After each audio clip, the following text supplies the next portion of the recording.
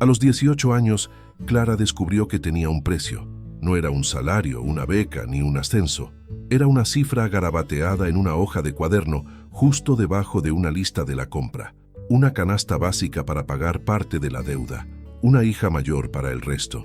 Si alguien le hubiera dicho esto un año antes, Clara se habría reído, diciendo que parecía sacado de una telenovela dramática. Pero aquella sofocante mañana, en el pequeño y abarrotado mercado de Seu Orlando, rodeada de estantes de arroz barato, aceite rebajado y galletas rotas en sus paquetes, sintió que el suelo se deslizaba unos centímetros hacia un lado. Olía a café recalentado, pan duro y desinfectante barato. Desde la puerta veía la avenida con autobuses abarrotados, motos abriéndose paso y bocinazos apresurados. Dentro el tiempo transcurría a cámara lenta. Un ventilador haciendo ruidos de helicóptero, una vieja radio susurrando una melodía al azar, y en un rincón del mostrador, la vida de Clara se negociaba en susurros. Su padre, Jorge, parecía más pequeño que la camisa a cuadros que llevaba. Su barba sin afeitar delataba noches de insomnio. Sus dedos se aferraban nerviosamente a la visera de su gorra. Jorge nunca lloraba en público. Un hombre criado en obras de construcción, con trabajos forzados, aprendió a silenciar su dolor a martillazos. Pero ese día, sus ojos brillaban de profunda vergüenza. «Papá». La voz de Clara salió baja pero firme. «Nos las arreglaremos. Conseguiré más trabajos de limpieza. Venderé dulces en la puerta del colegio. Recogeré la ropa. No hagas esto». No respondió. La mirada de Jorge estaba fija en un punto del suelo, como buscando un agujero por el que meterse. La crisis se había tragado su trabajo en la constructora. Las facturas se habían convertido en una bola de nieve que rodaba cuesta abajo. Alquiler atrasado, 2 cortes de luz, medicamentos para la presión arterial de la madre de Clara, el inhalador de su hermano menor, Leo. Y luego estaba Valmir. Valmir no parecía un villano de película. Llevaba un polo ajustado, una cadena brillante alrededor del cuello y un reloj llamativo en la muñeca, de sonrisa fácil, modales amables, voz suave. Pero su mirada era fría. En el barrio todos sabían que si necesitabas dinero rápido, él se encargaría. Si llegabas tarde, también se encargaría de eso, y pocos salían ilesos. Ese día, sin embargo, quien estaba allí no era Valmir, era Enrique. Enrique tenía poco más de 40 años, piel bronceada, sin afeitar, vestía una camisa de vestir con las mangas remangadas y un reloj sencillo. Olía a alguien que realmente trabajaba. Era dueño de una pequeña cadena de depósitos de materiales de construcción repartidos por toda la ciudad. Y últimamente, también tenía algunas deudas que había comprado a personas en apuros. El cuaderno en el mostrador del señor Orlando estaba abierto en la página equivocada. La página donde la vida de Jorge se había transformado en números, intereses y amenazas. Y justo al lado, apoyada en uno de los estantes, había una enorme canasta básica. Arroz, frijoles, aceite, pasta, azúcar, harina, leche en polvo, café, salsa de tomate, galletas, jabón, detergente para la ropa. Una canasta así, suficiente para llenar las despensas vacías de mucha gente. «Ese es el trato», dijo Enrique en voz baja, mirando más el cuaderno que a los ojos de Jorge. «Compraré la deuda que Valmir ha anotado aquí. Lo liquidaré todo ahora». Tamborileó con los dedos sobre las páginas amarillentas. «Pagaré esta canasta básica de alimentos para todo el mes de tu casa, y Clara trabajará conmigo en la tienda principal. Permanentemente, permanentemente». La palabra le pesó de otra manera en el pecho a Clara. «¿Trabajar cómo?», la interrumpió porque ya había entendido que si no hablaba, nadie hablaría por ella. Enrique suspiró. «En la oficina, en finanzas. Necesito a alguien con buena cabeza para los números, organizado, que entienda a la gente. El señor Orlando dijo que ayudas en la caja, que haces los cálculos rápido, que no te confundas con el cambio». El señor Orlando, detrás del mostrador, fingía organizar paquetes de galletas, pero cada palabra le caía como un mazazo. Sabía más de lo que quisiera sobre esa conversación. «¿Y esta canasta básica en medio de todo?», insistió Clara con la garganta seca. Enrique miró los productos envasados en plástico transparente. «Esta fue la petición de tu padre», respondió con sinceridad. Dijo que no quería llamar a mi puerta pidiendo un favor sin dejar nada. Podría haber venido simplemente con el recibo de pago, pero también traje la canasta, para llenar un poco tus estantes. Los crueles cálculos se formaban en la cabeza de Clara: desempleo, alquiler atrasado, la medicina de Leo, cuotas de la tarjeta de crédito, un padre orgulloso y desesperado, una madre agotada, Lucia, en casa, cuidando al niño, igual que ella. ¿Y si no quiero?, preguntó mirando a Enrique y luego a Jorge. El silencio que siguió se interrumpió. Enrique fue el primero en hablar. «Solo irá si quiere», dijo, sin apartar la vista de Clara. «Yo no arrastro a nadie. Si dices que no, simplemente compro esta deuda con otras garantías. O no la compro, y cada uno sigue su camino. La decisión es tuya. Elige». Una palabra hermosa, peligrosa y traicionera. Cuando la olla en casa casi toca el fondo de la sartén de aluminio. Clara pensó en la cocina pobre, los armarios casi vacíos, Lucía repartiendo un paquete de fideos instantáneos entre 3 bocas. Pensó en Leo sentado en la cama, con el pecho jadeando, preguntando si había leche. Pensó en la mirada de Jorge al amanecer, sentado en el porche, con la mirada perdida en la nada como si fuera un abismo. Pensó, en un segundo demasiado rápido, en su propio sueño de cursar una carrera técnica, quizá una licenciatura en administración de empresas. ¿Quién sabe? Todo eso de repente le pareció tan lejano como otro planeta. Miró la gran cesta de comida, envuelta en plástico, con una cinta improvisada. Parecía que la cesta le devolvía la mirada. «Me voy», dijo Clara finalmente, con una voz que no parecía la suya. «Pero quiero saber una cosa. ¿Esto es un trabajo de verdad o me están sustituyendo por una cesta de comida?» Enrique le sostuvo la mirada. Por un instante, algo quebrantó su serenidad. «Será un trabajo de verdad», respondió. «Matrícula, sueldo, una cama donde dormir, comida en la mesa. No voy a idealizarlo. Tu padre me usa como vía de escape y lo cumplo porque le hice una vieja promesa a esta familia. Pero lo que pase de ahora en adelante es entre tú y yo y tiene que pasar por tu sí o tu no». El señor Orlando cerró los ojos como si rezara en silencio. Jorge se encogió aún más. Afuera, un autobús frenó bruscamente, como protestando contra ese destino. La despedida fue demasiado rápida para la magnitud de la decisión. Lucia llegó corriendo, llamada con urgencia por el señor Orlando. Llevaba el delantal manchado de detergente, el pelo recogido en un moño torcido y los ojos muy abiertos. «¿Qué haces?», preguntó sabiendo ya la respuesta y deseando otra. En la puerta del pequeño mercado, Jorge explicó sin mirarla a los ojos. Las palabras salieron confusas. Deuda, amenaza, Valmir, propuesta de Enrique, trabajo, canasta de alimentos, futuro. Lucia miró a su hija, miró a su marido, miró la cesta de la compra. «No quiero vivir para ver a mi hija convertida en moneda de cambio», murmuró. Pero entonces recordó a Leo, en casa, con el pecho resoplando. Recordó el alquiler atrasado, la última visita de la casera, las facturas de la luz apiladas sobre la nevera. El abrazo que le dio a Clara le dolió en los huesos. «Perdóname por no ser suficiente, hija mía», susurró, con la boca cerca del oído de la niña. «Que Dios te traiga gente decente, porque cometimos errores intentando hacer lo correcto». Los sollozos de Clara no brotaron en lágrimas, se quedaron atrapados entre su pecho y su garganta. Al subir al coche de Enrique, con una mochila a la espalda, un viejo cuaderno y una fe reconciliada, Clara tuvo la sensación física de cerrar una puerta que nunca volvería a ser la misma.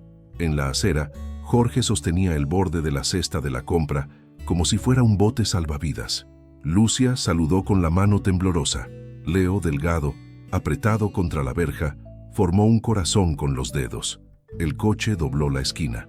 La calle seguía igual, solo Clara había cambiado para siempre. La ciudad vista desde dentro del coche parecía distinta. Clara había estado en el centro varias veces, vendiendo trufas en los semáforos, repartiendo folletos. Pero ahora, entre amplias avenidas, coches caros y edificios de cristal, se sentía más fuera de lugar que nunca. Enrique conducía en silencio.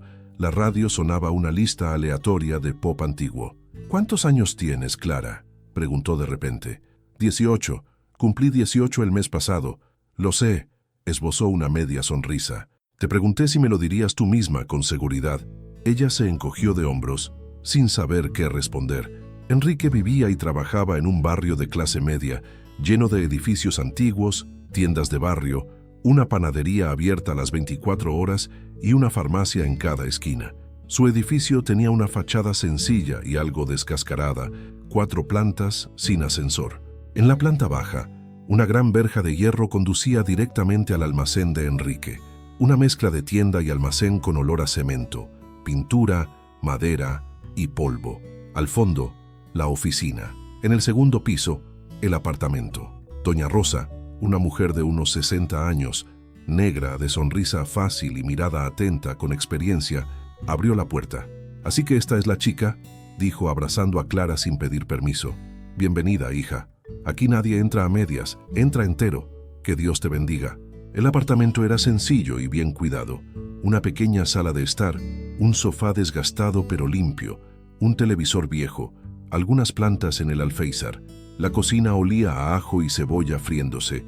Había 2 dormitorios, uno con la puerta cerrada, el otro con la cama hecha, sábanas limpias y una almohada nueva que aún olía a tienda. En la sala, sobre una estantería, Clara vio la foto enmarcada de una mujer joven, de sonrisa serena, un pañuelo colorido en la cabeza y ojos tiernos. Enrique notó su mirada. «Camila», dijo en voz baja, «mi esposa, falleció hace 4 años». Clara asintió en silencio. Parecía que esos ojos en la foto lo seguían todo, pidiendo que se dijera todo con cuidado. Enrique le mostró la habitación que sería suya. Una cama, un pequeño armario, un escritorio improvisado con una mesa, una silla sencilla, una ventana que daba a la calle transitada, con autobuses pasando y gente entrando y saliendo. Se quedó de pie en la puerta, sin cruzar la línea imaginaria de la habitación. «Este es tu espacio», dijo. «Tú controlas tus cosas, tu tiempo. Hay ropa de cama, una toalla, artículos de aseo. Mañana por la mañana te presentaré al equipo. Te enseñaré la oficina.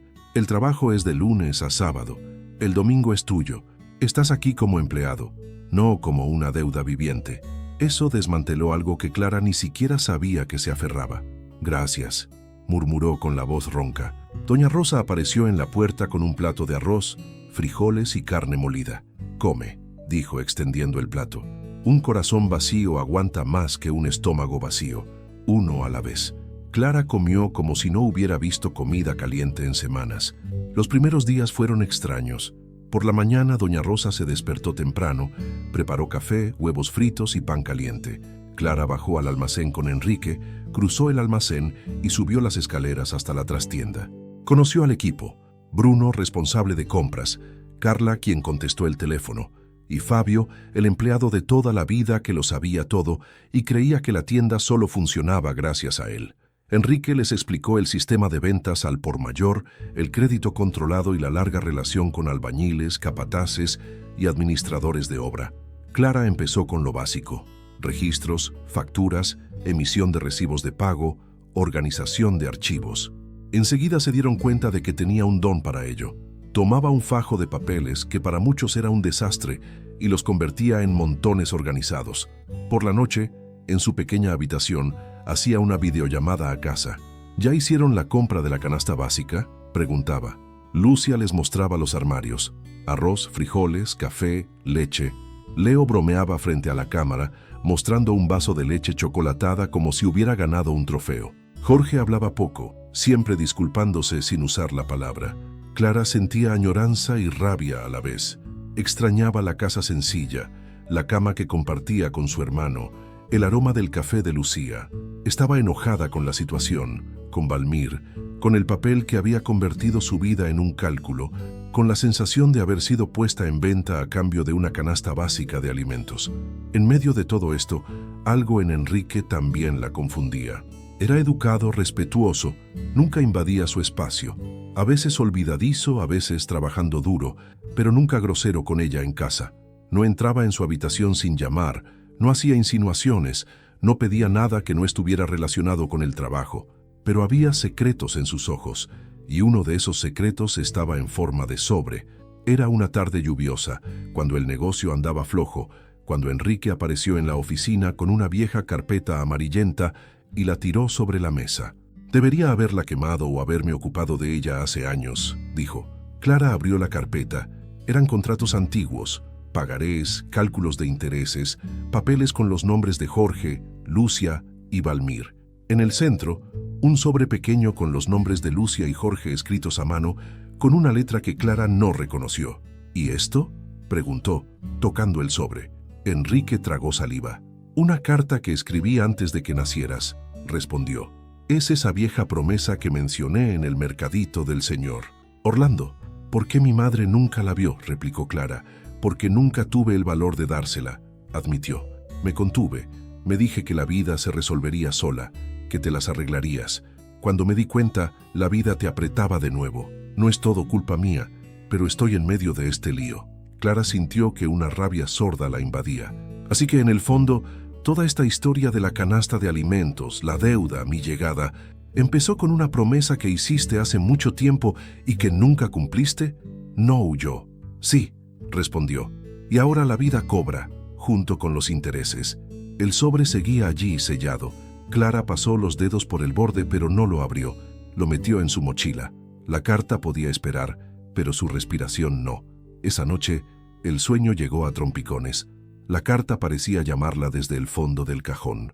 El sábado siguiente, doña Rosa le mandó: «Ve a ver a tu madre», dijo, removiendo una olla de frijoles.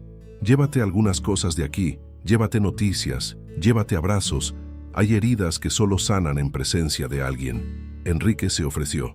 «Te llevaré a la terminal de autobuses. Desde allí puedes tomar un autobús directo a tu barrio. Eso sí, no vuelvas tarde», le advirtió. «Esa zona se vuelve cada vez más extraña por la noche». Clara asintió. Ya había tomado una decisión. Iba a hablar con Lucia sobre la carta. «Escúchala con calma. Era hora de dejar de vivir a medias». La terminal estaba abarrotada de gente, vendedores ambulantes, niños correteando, hombres con mochilas grandes subiendo a los autobuses. Clara subió al autobús hacia el barrio donde había crecido y sintió que el corazón le latía con fuerza con cada parada que se acercaba. Un recuerdo. La calle donde se bajó seguía siendo la misma. Casas sencillas, un muro bajo, un perro flacucho y un vecino con una silla en la acera. Solo ella se había atrevido a entrar. En el mercado improvisado de la plaza, los puestos estaban llenos de frutas, verduras, carne en trozos pequeños, huevos por docenas y especias. El olor a maíz hervido y pasteles se mezclaba con el sudor y el humo. Clara fue directa al puesto donde sabía que encontraría a su madre. Lucia ayudaba a su prima a vender especias. Manos ágiles, ojos cansados. Al ver a su hija, el mundo se detuvo a su alrededor por unos segundos. Las dos se abrazaron como si se reencontraran. Después del abrazo, llegó la pregunta. Madre Clara respiró hondo. «Hay una carta en el apartamento de Enrique. El sobre dice Lucia y Jorge. Dijo que la escribió antes de que yo naciera. ¿Sabes de qué se trata?» El rostro de Lucia palideció. «¿Te enseñó la carta?», preguntó. «Me enseñó el sobre. No lo he leído todavía. Quiero que me lo digas tú primero». El mercado seguía siendo ruidoso, pero donde estaban los dos, parecía que el sonido había bajado un poco. Lucía arrastró a Clara hasta la esquina, detrás del puesto de verduras, cerca de una pared descascarada. «Fue antes de que existieras», empezó. «Cuando tu padre y yo trabajábamos en una empresa de transporte. Enrique era camionero. No éramos muy amigos, pero nos conocíamos. Tu padre tuvo problemas con un préstamo de otro usurero, Carliños. Iban a cortar la luz en casa. Tu abuela estaba enferma. Tu madre, aquí, en problemas». Mezclé la fe con la desesperación. Lucía relató, vacilante, la historia de la primera deuda. Cómo Carliños empezó ayudando y acabó amenazando. Enrique, en aquel entonces, había recibido una gran herencia de su padre. Se ofreció a ayudar a pagar parte de ella. Prometió buscar un abogado, una junta vecinal, otra solución. Pero por el camino su vida también se desmoronó. Su esposa enfermó. Su madre murió. «Me dio esta carta», continuó Lucía. «Me dijo, si algún día vuelves a carecer de todo, llámame. Prometo cuidar de tu hija, darle educación, un hogar, comida, sin cobrarte nada. Es una deuda de honor». La cumplí y conservé un orgullo absurdo. Tu padre también. Preferimos arreglárnosla solos en lugar de llamar a la puerta de un colega pidiendo ayuda. Luego pasó el tiempo. Naciste tú, nació Leo, llegó una crisis, luego otra, el paro de nuevo y entonces Valmir llegó para sustituir a Carliños. y la carta se quedó allí, al fondo del armario. Clara sintió una opresión en el pecho. Entonces, cuando me ofreciste el trato, tragó saliva con dificultad. Estabas usando una vieja promesa sin decirme nada. Lucía cerró los ojos. Estábamos desesperadas. No estoy aquí para encubrirme. Estoy aquí para confesar. Valmir prometía cosas horribles, Clara. Hablaba de deshacerse de su hija mayor, de arrastrarte a donde quisiera. Apareció Enrique, compró su deuda, trajo esta oferta, y yo debería haberte sentado a la mesa, explicártelo todo, preguntarte qué querías. Pero dejé que la vergüenza y el miedo decidieran. Antes de que Clara pudiera responder, se acercó la sombra de siempre. Valmir, polo ajustado, diente de oro reluciente, dos jóvenes detrás de él. «¡Qué escena tan bonita!», dijo, esbozando una leve sonrisa. La familia reunida, poniéndose al día y yo sin invitación. Lucía se puso rígida. «Vete, Valmir», dijo sin rodeos. «Ya has hecho bastante daño». La ignoró.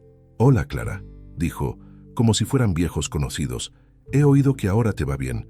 Apartamento, trabajo, nueva vida. Tu jefe es generoso, ¿verdad? No me puedo quejar, pagó parte de la deuda de tu padre e incluso te dio una canasta básica de alimentos». Chasqueó la lengua. «Pero ya sabes de intereses. Ay, los intereses son como bichitos que nunca duermen. ¿Qué quieres?», preguntó Clara, conteniendo el temblor de sus manos. «Quiero lo mío», respondió ella con fingida calma. «El dinero que no me pagó. Y quién sabe, quizá un poco más. Vales mucho más hoy que aquel día en el mercado». La mirada que le dirigió a Clara fue difícil de soportar. «Se acabó, Valmir», replicó ella. «Lo principal ya está pagado. El resto es tu invención. Lo que haces no es negocio, es extorsión». Él rió. «Valiente», comentó la chica, «pero veamos hasta dónde llega ese coraje cuando presente una denuncia muy amable en la comisaría. Una chica vendida a cambio de una cesta de comida y la condonación de una deuda. A los periódicos les encantan estas historias». Lucia agarró con fuerza el brazo de su hija. Valmir se apartó, satisfecho con el rastro de miedo que había dejado. Pero algo había cambiado por primera vez. Las miradas a su alrededor no eran solo las de gente asustada. Había indignación. Clara regresó a la terminal de autobuses con el alma más pesada y segura. De regreso a casa de Enrique, el sobre en su mochila parecía haberse vuelto más pesado. Al bajar en la calle donde estaba el almacén, allí estaba él, apoyado en la puerta, mirando su celular. «¿Te estaba buscando?», preguntó Enrique sin rodeos. Ella lo contactó y lo confirmó. Y prometió informarlo todo. «También me llamó», dijo Enrique. «Dijo que se presentará aquí el lunes con papeles, diciendo que compré a una chica como si fuera un saco de cemento. Cuenta con el miedo, así que necesitamos algo que no tiene la verdad y papeles limpios», replicó Clara. Enrique asintió. «Mañana por la mañana, el abogado y yo iremos a la notaría donde están los pagarés originales. Revisaremos firma por firma, interés por interés. Si hay falsificación, la soga cambiará de cuello». «¿Y la carta?», sacó de su mochila. «Esta». Enrique miró el sobre como si se enfrentara a un fantasma. «La leeremos hoy», dijo. «Después de eso, nadie controlará su historia». Subieron las escaleras con doña Rosa detrás, con una botella de café y un plato de pastel sencillo. Los tres se sentaron a la mesa. Clara abrió el sobre lentamente, como quien abre la ventana de una casa abandonada. La letra era de Enrique, más joven, más torcida, escrita con un bolígrafo azul que ahora parecía gris. «Lucía, sé que no tengo derecho a interferir en sus vidas, pero lo hago de todos modos, porque una promesa necesita un testigo. Ese día, cuando Carliños casi les quita la casa y solo pagué una parte, me creí una heroína. Hoy veo que fallé en la mitad de lo que podría haber hecho. Tomé la parte fácil, dejándoles a ustedes la mayor carga. Si un día todo vuelve a faltar, no dejen que el orgullo gane. Llámenme. Prometo cuidar de su hija, darle educación, un hogar y comida sin pedir nada a cambio. Es una deuda de honor que tengo con esta familia. Si no la cumplo, moriré debiéndola. Enrique». Al terminar de leer, Clara sintió que le temblaba la mano. «No la cumpliste», dijo sin alzar la voz. «No de la manera correcta». Enrique bajó la mirada. «No la cumplí», admitió. «Procrastiné. Me escondí tras el trabajo, el dolor, el miedo. La promesa se convirtió en un atajo. La usé de forma retorcida». Podría haber llamado a tu puerta con esta carta antes de que todo se derrumbara y preguntar, ¿aceptas? Clara, ¿aceptas? En cambio, acepté este trato sucio en la tienda de la esquina, acorralándote, con una cesta de comida en medio, como si tu vida pudiera caber dentro. ¿Y ahora?, preguntó Clara con la voz más cansada que enojada. Ahora voy a intentar hacer las cosas de otra manera, respondió. Y si no quieres quedarte aquí después de que todo esto termine, seguiré ayudando a tu familia, sin que seas moneda de cambio. Sigue con tu vida, no me debes nada. Lo que te debo es una reparación, no una posesión. Doña Rosa, que había permanecido en silencio, puso su mano arrugada sobre la de Clara. A veces los errores de los adultos recaen completamente sobre los hombros de los niños, dijo con firme dulzura, pero tú no eres la suma de los errores de nadie, eres la decisión que tomas ahora. Esa noche, los tres durmieron poco, no solo por miedo, por una conciencia despierta. Pero mientras se armaban de valor, Valmir tramaba algo más. César, el empleado veterano de la tienda, les echaba una mano. Llevaba años trabajando para Enrique, pero estaba cansado de ganar poco. Amargado, hablaba mal de él a sus espaldas, quejándose de todo. A Valmir le había resultado fácil acercarse a él en algún bar unas semanas antes. «¿Sabes todo sobre esa tienda, verdad?», preguntó, fingiendo amistad. «¿Sabes cuándo el jefe va al banco, cuándo vuelve, dónde guarda los documentos?» El dinero fácil es un canto de sirena para oídos enojados. De domingo a lunes, César entraba en el almacén con la excusa de adelantar trabajo. A nadie le extrañó. Siempre hacía horas extras para complementar sus ingresos. En uno de los almacenes, cerca de la pared que lo separaba del apartamento, había un enchufe viejo y algo suelto, cerca de un alargador improvisado. César enchufó una cortadora de madera, la usó unos minutos, dejó el alargador en un ángulo peligroso, con el cable expuesto casi tocando el cartón de las cajas vacías. Luego se fue distraído. Esa noche, el cable hizo el resto. Una pequeña chispa encontró cartón seco, una llama. La tímida llama comenzó a roer los bordes de las cajas, se armó de valor, se apoyó en un trozo de tela y siguió creciendo. No fue una explosión, solo un pequeño y persistente incendio que prefiere ser ignorado. Doña Rosa fue la primera en notarlo. El olor a quemado comenzó a invadir el pasillo del edificio a través del desagüe del baño. Despertó en ella un viejo miedo. «¡Enrique!», gritó golpeando la puerta. «¡Huele a fuego!». Casi al mismo tiempo, Clara despertó con el sonido de alguien corriendo escaleras abajo. Gritos. Una alarma improvisada. Un portazo. Enrique salió de la habitación con camiseta y pantalones deportivos, con los ojos como platos. «Quédense aquí con Doña Rosa», ordenó bajando las escaleras de 4 en 4. Pero Clara ya se había subido también. El fuego provenía de la parte trasera del almacén. Cuando Enrique abrió la puerta que conectaba el pasillo interior con el almacén, una nube de humo caliente lo recibió. Las llamas seguían concentradas en un rincón, pero ascendían rápidamente entre las cajas apiladas. Corrió a buscar el extintor, gritando que llamaran a los bomberos. Clara, desde la escalera, vio algo por la rendija de la puerta de la oficina. El escritorio con la carpeta de la deuda. La carta de vuelta esparcida entre papeles y contratos. «¡La carpeta!», gritó sin pensar. «Olvídalo, Clara», gritó Enrique. «Podemos rehacer el papel». Pero no era solo papel, era la prueba de la falsificación, la usura, la promesa manuscrita.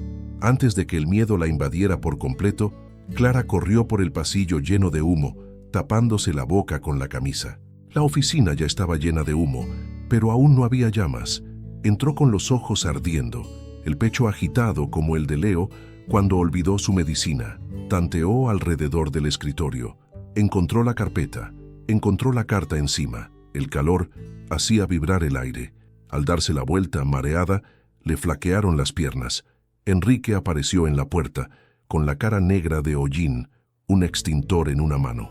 «¿Tú ya se ha vuelto loca?», gritó tirándola del brazo mientras sostenía el maletín con la otra mano. «Te dije que corrieras. Voy corriendo con pruebas», tosió ella, apretando la carta contra su pecho. Salieron tambaleándose. Algunos vecinos lanzaron cubos de agua desde un costado, intentando contener el fuego hasta que llegaron los bomberos. No fue un incendio devastador. Los bomberos llegaron a tiempo para evitar que todo el edificio quedara envuelto en llamas. 2 salas del almacén quedaron destruidas, parte del techo carbonizado. Nadie resultó gravemente herido, pero ese olor a quemado se instaló en la garganta de todos. La causa oficial, según el informe preliminar, fue un cortocircuito, pero Enrique, al observar la posición del alargador, el cable expuesto, la forma en que estaban dispuestas las cajas, olió a César allí. No fue solo un accidente, murmuró. César apareció más tarde, con aspecto sobresaltado, preguntando si todo estaba bien con la mercancía. Enrique solo... «Hablamos mañana», dijo secamente. A la mañana siguiente, con el humo aún pegado a la ropa, Enrique, Clara y el abogado fueron a la notaría. Era un edificio antiguo con suelos de baldosas, olor a papel rancio y café aguado. El empleado, con las gafas en la punta de la nariz, abrió los cajones metálicos, sacó carpetas y sopló para quitar el polvo. Allí estaban los contratos de préstamo originales de Jorge, los pagarés y las cesiones de crédito. Compararon fechas, números y firmas.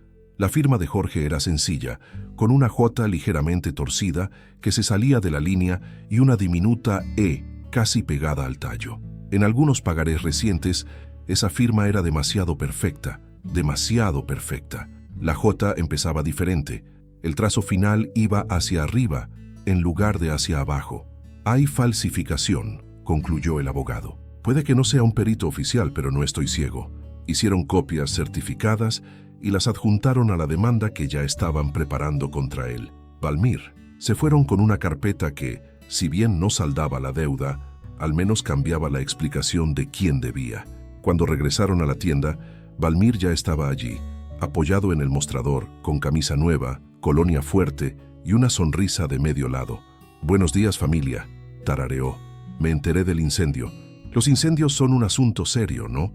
A veces vienen a demostrar que nos estamos metiendo con lo que no deberíamos».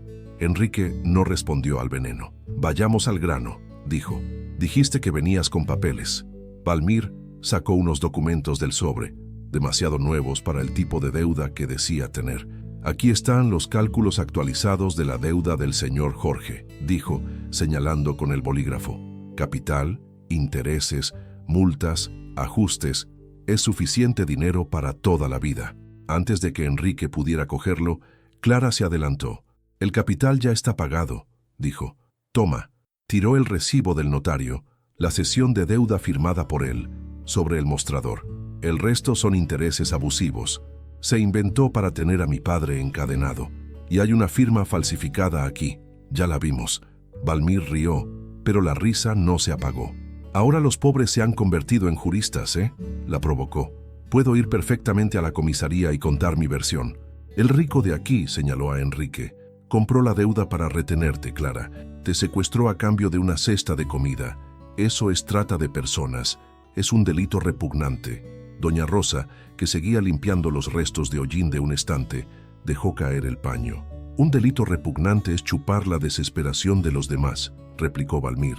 «Un delito grave es aprovecharse de alguien que no sabe leer un contrato. Un delito grave es amenazar con quitarle la casa a una madre con un hijo enfermo. No vengas aquí haciéndote la víctima». El abogado se acercó con calma. «Ya tenemos todo registrado», dijo. «Documentos, amenazas, falsificación. Si quiere ir a la comisaría, iremos juntos. Pero el señor irá también como acusado, no solo como acusador». A Valmir no le gustaba que la gente sencilla hablara con seguridad de ser acusada. Vivía con miedo. Cuando el miedo se disipaba, el poder se debilitaba. «Esto no acabará hoy», refunfuñó, acercando su rostro al de Clara. «No sabe con quién se está metiendo». «Sí, lo sé», respondió ella sin ceder. «Con alguien que cree que la vida de los demás es un negocio. Pero hoy descubriste que no todos inclinan la cabeza ante una canasta de alimentos y una libreta de deudas». Se fue, pero esta vez sintió miradas diferentes en la calle, miradas que no vagaban. Unos días después, todos estaban en la comisaría. Valmir había cumplido su amenaza y presentó una denuncia formal contra Enrique y Jorge, afirmando que se había vendido a una persona vulnerable a cambio de una canasta de alimentos y beneficios económicos. El detective Farías, un hombre de barriga redonda, rostro cansado y perilla mal recortada, lo había visto todo allí. Robo de bombonas de gas, peleas de bar, violencia doméstica. Esa historia tenía el sabor de un problema demasiado grande para su turno, pero también olía a una oportunidad para presumir. En la sala de espera estaban Jorge, rascándose la gorra entre las manos, Lucia, con la carta original en el bolsillo, Clara, con la cabeza bien alta, Enrique y el abogado, doña Rosa, con su rosario envuelto en la mano, y Leo sosteniendo el dobladillo de la blusa de su madre. Afuera de la comisaría, algunos vecinos del barrio empezaron a... Un grupo de personas se reunió en la iglesia, miembros de la asociación de vecinos, clientes de la tienda y curiosos. Dentro, Valmir habló en voz alta. «Doctor, estoy aquí para denunciar una conspiración». Hizo un gesto. Un hombre se aprovechó de la miseria de una familia, pagó la deuda y se llevó a la niña a su apartamento. Todo esto está mal. Hay vecinos que lo vieron, hay comerciantes que lo saben. Hubo cestas de comida, hubo humillación, hubo de todo. El detective tomaba notas, desconfiado. Escuchó, giró la silla y miró a Enrique. «¿Y entonces?», preguntó. «¿Confirma que pagó la deuda y se llevó a la niña a vivir con usted?». Enrique podría haberse puesto a la defensiva, negarlo, intentar encontrar un atajo. No lo hizo. «Sí», respondió. «Compré la deuda, pagué lo que estaba en la libreta, le di canastas de comida esa semana y le ofrecí un trabajo, además de una habitación encima de la tienda. Hice todo esto con un acuerdo equivocado, en el entorno equivocado y por las razones equivocadas.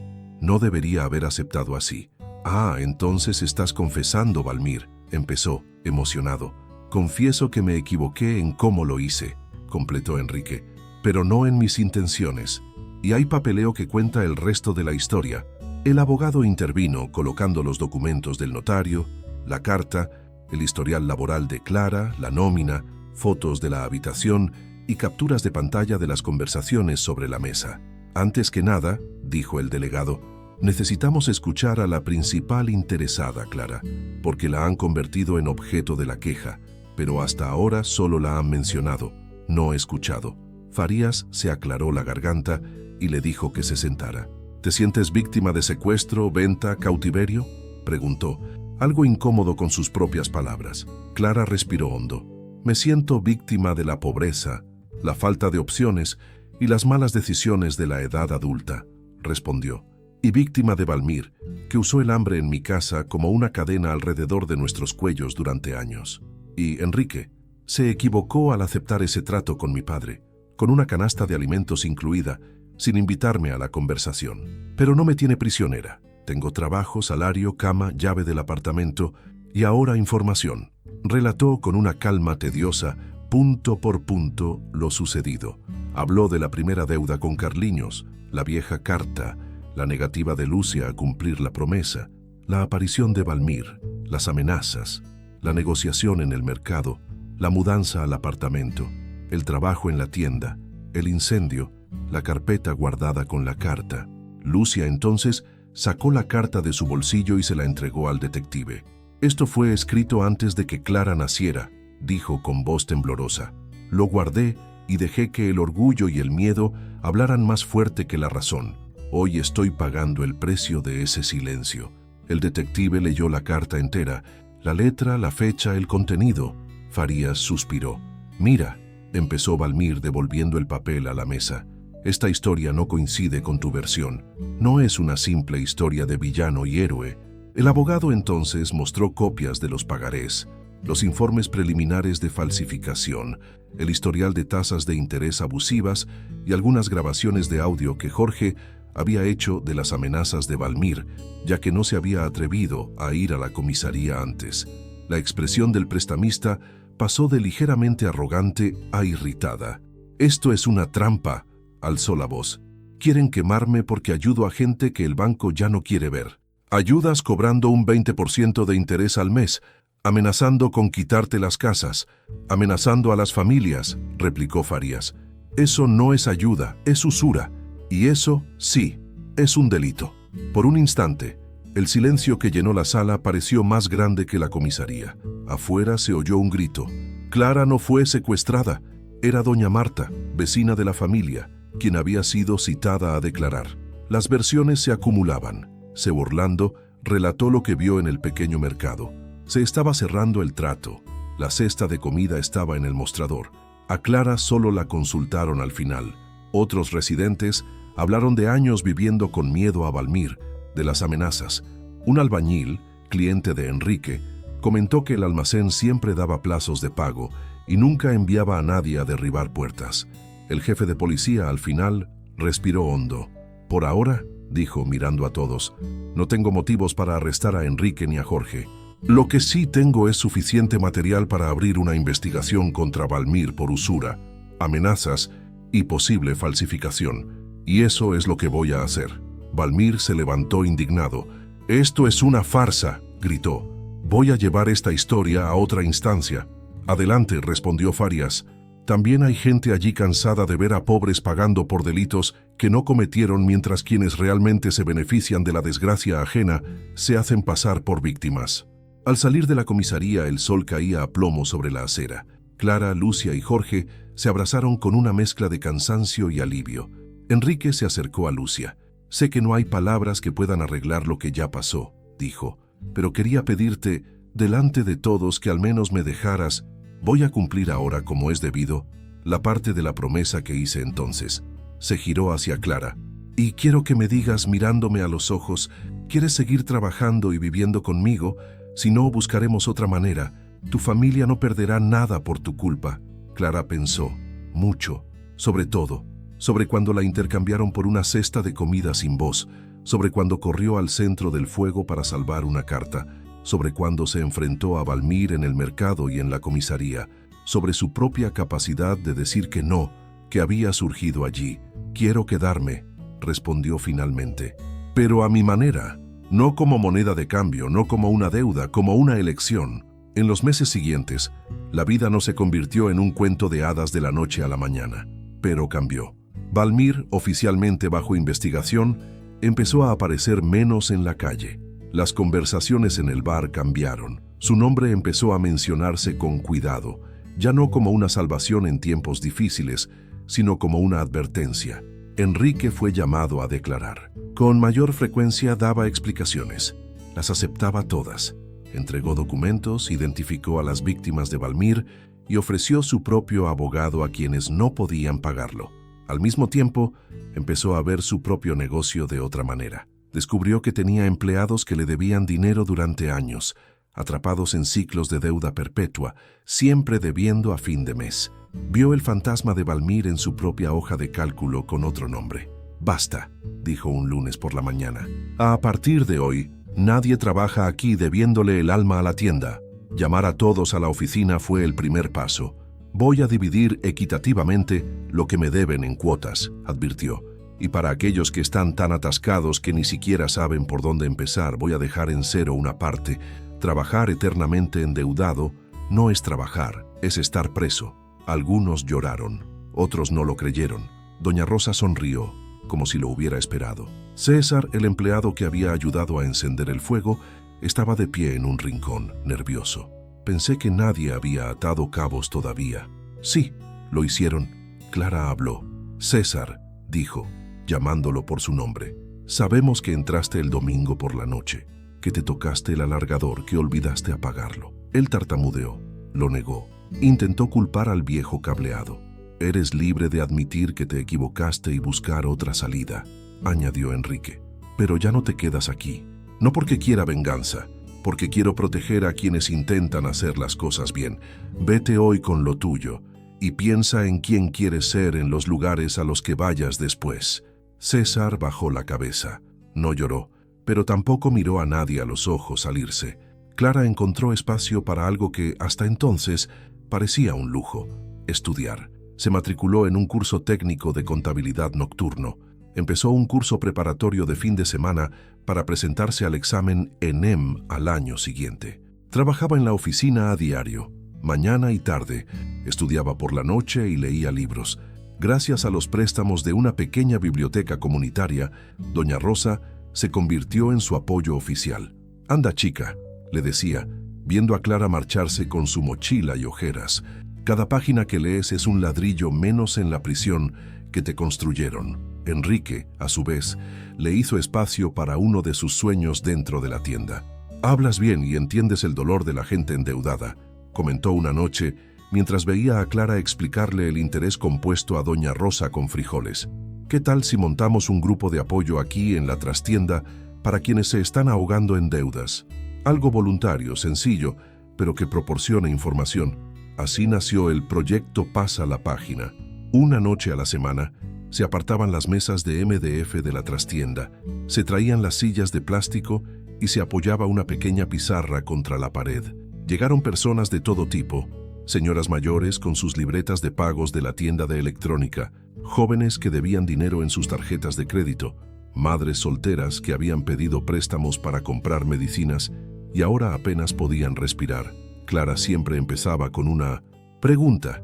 ¿Quién aquí se ha avergonzado alguna vez de admitir que estaba endeudado? Todas las manos se levantaron. Bueno, hoy vamos a dejar la vergüenza afuera, dijo. La vergüenza no paga las cuentas, solo debilita el alma. Explicó, con dibujos sencillos, qué eran los intereses. Mostró cómo una compra en 10 plazos sin intereses podía encarecerse si se retrasaban los pagos. Contó su propia historia, sin adornos, sin presentarse como heroína. Sé lo que es ver tu vida convertida en una línea en el libro de cuentas de un usurero, dijo. Sé lo que es ser intercambiada junto con una canasta básica de alimentos. Y sé que si hubiera entendido antes que era una deuda justa y que era un abuso, quizás la historia sería diferente. Así que aprendamos juntos, para que nadie aquí vuelva a ser moneda de cambio. El proyecto empezó pequeño. En 2 meses ya no cabían todos en la trastienda. La asociación de vecinos ofreció su salón una vez al mes. Sacerdotes y pastores del barrio comenzaron a recomendar el grupo a sus feligreses. Mientras tanto, en casa de Jorge y Lucia, las cosas también cambiaban poco a poco. Con apoyo legal, la deuda con Valmir fue anulada judicialmente. Jorge consiguió un trabajo formal como asistente en una pequeña empresa de transporte, tras años de trabajos esporádicos. Lucía montó un pequeño negocio de loncheras caseras para oficinistas. Los primeros pedidos provenían del propio almacén de Enrique, gracias a doña Rosa, que publicitaba sin parar. Leo, que ya tenía 8 años, tenía la tos controlada, un cuaderno nuevo y un superhéroe favorito, su hermana. De mayor, quiero ser como tú, le decía Clara abrazándola durante las visitas. Solo que un niño. Entonces céntrate en el igual a ti. Esa es la parte del coraje, respondía ella, riendo. ¿Y el vínculo entre Clara y Enrique? No surgió de la noche a la mañana. Y no sería justo que así fuera. Al principio, había una mezcla de gratitud, rabia, deuda moral y culpa. Un hilo de desconfianza siempre estaba presente. Pero, con el paso de los meses, la relación adquirió otro nombre: compañerismo. Enrique consultaba a Clara sobre las decisiones de la tienda, la escuchaba cuando decía que cierta práctica se parecía a la de Valmir, se retractaba y se disculpaba cuando se equivocaba. También pasaba noches en vela, mirando al techo, recordando la escena de la negociación en la tienda de la esquina, la cesta de comida entre él y Jorge, la expresión de Clara. En una noche lluviosa, muchos meses después de la comisaría, los dos estaban en el balcón del apartamento, cada uno con una taza de café, mirando el agua correr por la calle.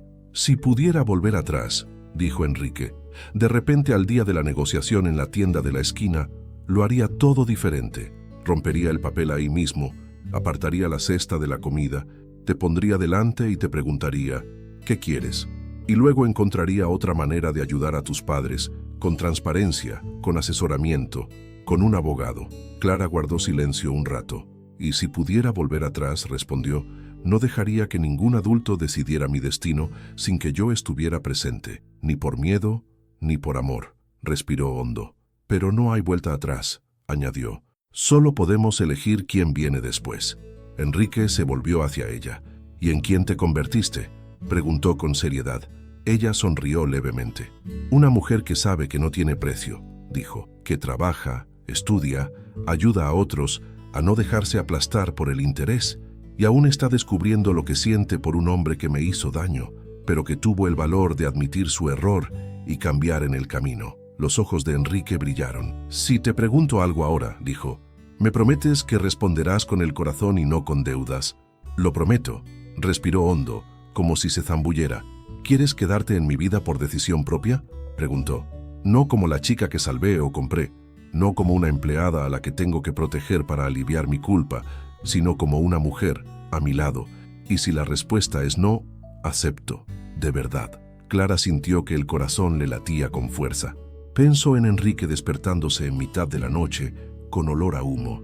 Pensó en él tomándola del brazo, guardando la carta, confrontando a Valmir en la comisaría, escuchando sus críticas, cambiando las reglas de la tienda, apoyando el proyecto Pasa la Página, escuchando a doña Rosa dar clases, dejando su orgullo por los suelos tantas veces.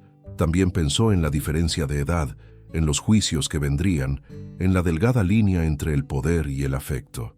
Y pensó en su propia voz, que no era la misma que cuando salió de la tienda de la esquina. «Quiero», respondió finalmente, pero con un contrato de verdad. Frunció el ceño, sin entender. «No uno notariado», rió ella. «Un código de conducta. Saldremos y seguiremos tratándonos como compañeros, no como salvadores. Yo seguiré con mis estudios, mis proyectos, mi familia. Tú seguirás aprendiendo a ser jefe sin ser dueño de la vida de nadie. Y si un día me doy cuenta de que me quedo aquí más por miedo a hacerte daño que por deseo, hablaremos. No habrá cestas de comida ni viejas promesas que retengan a nadie. Solo una palabra de hoy». Enrique se emocionó, como no lo había hecho en mucho tiempo. «Trato hecho», dijo. «Y si un día cometo un desliz y trato de usar la culpa como cadena, me traerás de vuelta a mi casa con el mismo coraje que demostraste frente al jefe de policía». Sellaron el trato con un tímido abrazo, luego un beso tranquilo, sin público, sin que todo el mercado los viera, sin que brillaran los dientes de oro de nadie cerca. Doña Rosa, desde el pasillo, echó un vistazo, vio la escena y sonrió. «Por fin, estos dos se entendieron», murmuró. «Tomó más tiempo que un juicio, pero sucedió. Pasaron varios años. En lugar del pequeño mercado de Seu Orlando, ahora había un mercado más ordenado, con un letrero nuevo y una foto en blanco y negro del antiguo dueño en la pared. Seu Orlando había fallecido, dejando el negocio a sus sobrinos. En esa misma calle se había instalado un pequeño centro comunitario en una nave vacía. En la pared, una colorida pancarta decía: «Proyecto Pasa Página. Nadie es mercancía». Dentro, sillas de plástico formaban un semicírculo. Clara, unos años mayor, con una mirada aún más firme, circulaba por el centro con un rotulador en la mano. «¿Quién ha oído alguna vez eso de firma aquí, luego vemos?», preguntó. Casi todos levantaron la mano. «Así es», dijo. «Eso ya lo veremos luego. Es un término primo de me lo agradecerás luego». Y aprendí de la forma más dolorosa que una promesa que no se explica, que no se acuerda con quién pagará el precio, se convierte en una prisión. En primera fila, Lucia observaba, conmovida. Al otro lado, Jorge ayudaba a servir café, agua y un pastel sencillo. Leo, ya adolescente, grababa fragmentos para publicar en las redes sociales del proyecto. Enrique, en una silla más atrás, observaba, no como protagonista, sino como parte del proyecto. El almacén ahora tenía un formato diferente: nómina al día, empleados con contratos firmados, un fondo de solidaridad para emergencias laborales, una colaboración con la Defensoría Pública. Valmir, el proceso en su contra fue largo, como todo lo demás, pero fue condenado por usura y falsificación en algunos casos, cumplió su condena y enfrentó otras demandas. Al salir, ya no tenía el mismo poder, caminaba por la calle, pero con pasos más cortos, con la cabeza menos alta. César, el ex empleado, se presentó un día en el proyecto, con la gorra bajada, pidiendo entrar. «Yo era parte del problema», confesó. «Pero ahora quiero aprender a no dejarme engañar por las habladurías de Valmir». Clara lo recibió, no como un héroe, pero tampoco como un enemigo para siempre. Quien quiera pasar página debe responsabilizarse del capítulo que escribió, y luego empezar otro texto. En la pared del centro comunitario, junto a la pancarta, un sencillo marco mostraba una copia de aquella vieja carta de Enrique con una nueva nota de Clara debajo. Una promesa solo es válida cuando no obliga a nadie. Quizás en algún momento de tu vida tú también te hayas sentido como Clara, una moneda en la mesa de un adulto, la solución a un problema que no creaste, un personaje en un acuerdo que ni siquiera sabías que existía. Tal vez no fue por una canasta básica de alimentos, sino por un trabajo, una relación, una ayuda que venía con una cadena oculta. Quizás sentiste que tu voz valía menos que el miedo de los demás. Si te gustó el video y si alguna parte de esta historia te conmovió, suscríbete al canal y activa la campanita para no perderte ninguna historia nueva.